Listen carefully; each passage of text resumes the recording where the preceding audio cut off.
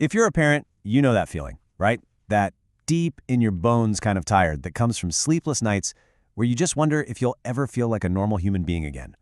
We're told to focus on so many things. The swaddles, the white noise machines, the blackout curtains. But what if one of the biggest keys to unlocking baby sleep is something we're already doing every single day? Just a little off? Just this morning, I was talking with a client and she was so close to tears. Her little one, just 6 months old, has been waking up basically every hour, all night long. And the days, they aren't much better. We're talking 20-minute naps max. She's just completely and utterly exhausted. And my heart just went out to her because that feeling of desperation, it is so real, and boy, can it feel lonely. I mean, it's the question, isn't it? The one that gets whispered in nurseries at 3 in the morning all over the world. You feel like you've done all the research, you've tried all the tricks, but your baby just seems to be on a totally different wavelength. It's so confusing, it's so frustrating, and it can really make you second-guess every single thing you're doing. And let's be really honest here. This isn't just about the baby. When the baby doesn't sleep, nobody sleeps. It puts a huge strain on your own health, on your relationship, on your ability to just function.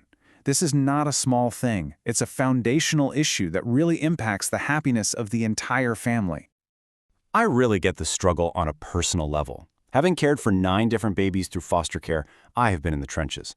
I've seen just how relentless those nights can be. And through all of that, one thing became incredibly clear. Eating and sleeping are so deeply connected.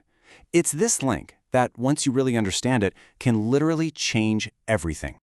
So that's what we're going to get into today. We're going to uncover that hidden connection, because it's time we look beyond just what we're feeding our babies and started thinking about a different and maybe even more powerful piece of the puzzle. And this slide really says it all, doesn't it? We spend so much time and energy worrying about breast milk versus formula or the exact right moment to introduce solids. And look, that stuff is important. But the missing piece for so many families is the timing. When you feed your baby can be just as important, sometimes even more so, than what you're feeding them. This is where the real magic can happen. So why does timing matter so much? Well, to get that, we need to talk about your baby's internal wiring. We're going to take a quick look at the amazing biological system that tells all of us when to be awake and when to sleep, even the tiniest little people. It's called the circadian rhythm. The easiest way to think about it is like an internal 24-hour clock that we all have. It's this natural, biological timer that tells your baby's body, hey, it's time to be alert and playful, or, okay, time to power down and sleep. But here's the catch. When a baby is born, that clock isn't fully set. It needs clues from the outside world to learn how to tick correctly. And this right here is the absolute key. We always hear about light being important for setting our body clocks, and it is. But for a baby, feeding is an incredibly powerful signal. Every time you feed your little one, you are sending a really strong message to that developing circadian rhythm. You're basically helping to wind and set their inner clock. Okay, so let's make this practical. If feeding is a key that helps set that internal clock, how do we actually use it? How can we be intentional with feeding times to encourage those beautiful, long stretches of sleep at night?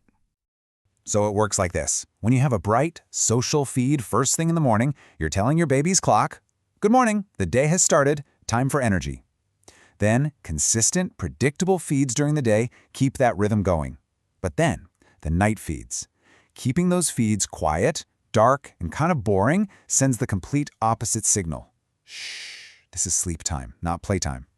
If the feeds are all over the place day and night, the clock gets totally confused, and that is when you get those frustrating hourly wake-ups. So all of this brings us to a really simple but, game-changing shift in how we think about this. It's about creating a rhythm that works with your baby's biology, instead of fighting against it. And that's really the main thing I want you to walk away with. So if you remember only one thing, please let it be this.